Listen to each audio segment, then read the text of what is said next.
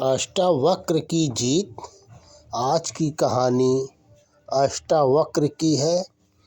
यदि भारतीय साहित्य का इतिहास उठाकर देखें तो हमें ऐसे अनेक विद्वानों का उल्लेख मिलता है जिन्होंने अपने समय में अपनी विद्वता का प्रदर्शन किया और कठिनाइयों पर जीत हासिल की। हमें आज भी उनकी गौरव गाथाएं सुनने को मिलती हैं। इनमें से एक अष्टावक्र भी ऐसे ही विद्वान पुरुष थे। ऐसा लगता था कि जैसे उनके कंठ पर साक्षात सरस्वती का वास था। इतना सब कुछ होते हुए भी उनमें एक कमी थी। वह कमी यह थी कि देखने में उनका रंग एकदम काला था, जिस कारण बच्चे उनसे डर कर भाग जाते थे कि जैसे कोई दैत्य गया हो। किशोर उनसे घृणा करते तथा युवतियां उनके बारे में सोचकर व्यंग करती। इसका विवाह पता नहीं किस अभागिन से होगा। ऐसा बौना और कुरूप पुरुष सारी दुनिया में दूसरा नहीं होगा। बालक अष्टावक्र पर इन बातों का कोई प्रभाव नहीं पड़ा। वह अपने माता पिता की आंखों का तारा था। माँ उसे अपनी छाती से लगाती, दुलारती, पुचकारती और उस पर अपने आशीर्वादों की छड़ी लगा देती। उसके पिता के दिल में भी उनके प्रति असीम स्नेह था। अष्टावक्र की माता सुजाता तथा पिता का नाम कहोड़ था। माता पिता के स्नेही वातावरण में उसका विकास धीमी गति से हो रहा था, लेकिन इस छोटी उम्र में उसे वेद पुराण का ज्ञान हो गया था। उसके इस ज्ञान की सभी अनूठी प्रशंसा करते थे। उस समय के कुछ विद्वान उनकी विद्वता देखकर उनसे ईर्ष्या करते थे। यह वह समय था जब स्कूल आदि नहीं होते थे, बल्कि वन उपवनों में गुरु के चरणों में तथा वृक्षों की शीतल छाया में वेद मंत्रों का अभ्यास होता था। विद्यार्थी या शिष्य अपने गुरु से जो कुछ सीखता, पढ़ता तथा याद करता था, उसकी समय समय पर परीक्षा होती थी। कहने का तात्पर्य है कि उस समय शास्त्र चर्चा और शास्त्रार्थ होते थे। विजयी विद्वान को सभी ओर सम्मान मिलता था और पराजित विद्वान को नीचा देखना पड़ता था। उस समय के महान राजा जनक थे। उनके दरबार में अनेक विद्वान अपनी रचनाएं लेकर आते थे और वे पुरस्कार पाते थे। एक दिन राजा जनक के दरबार में एक उच्च कोटि के विद्वान का आगमन हुआ। उनका ऊंचा वक्ष तथा उन्नत ललाट था। उन्होंने दरबार में उपस्थित होकर कहा कि मैं यहाँ शास्त्रार्थ करने आया हूँ। जो भी मुझे से परास्त होगा उसे समुद्र में फेंकवा दिया जाएगा। उसकी घोषणा सुनकर कई विद्वान उसके सामने आए, किंतु उससे कोई जीत न सका। परिणाम के अनुसार उन सब की बड़ी दुर्दशा हुई। इस प्रकार उसकी विद्वता की चारों ओर धाक जम गई।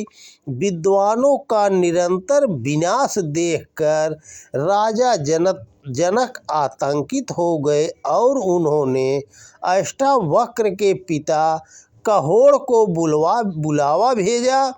कहोड़ ने अपनी विद्वता का अच्छा प्रदर्शन किया, किंतु वे भी उस विद्वान के सामने टिक न सके। अतः शर्त के अनुसार उन्हें भी समुद्र में फेंकवा दिया गया। अपने पिता के दुखद अंत के समाचार से अष्टावक्र बहुत उत्तेजित हुए।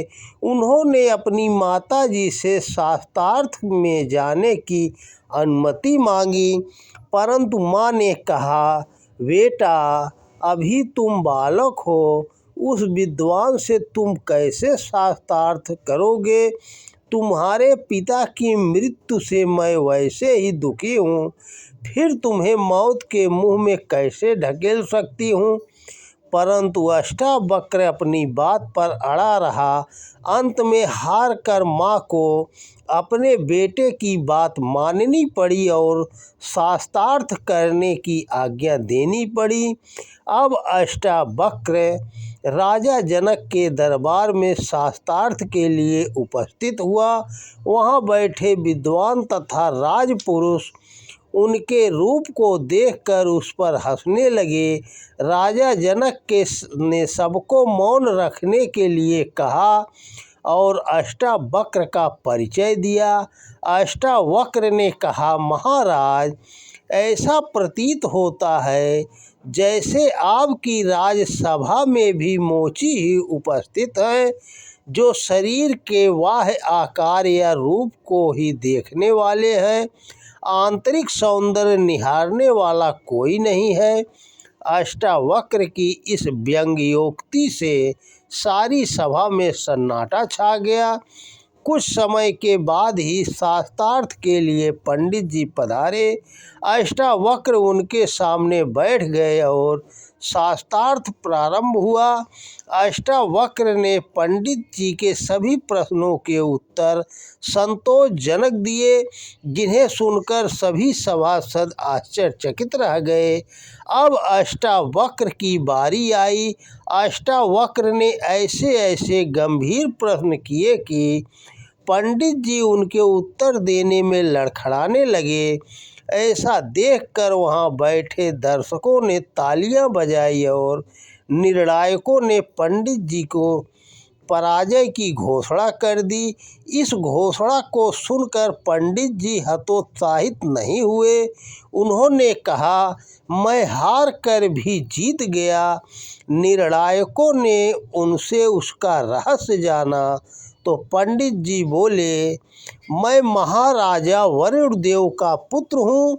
वरुण देव की आज्ञा से ही मैं सुयोग्य विद्वानों की खोज में आया हूँ।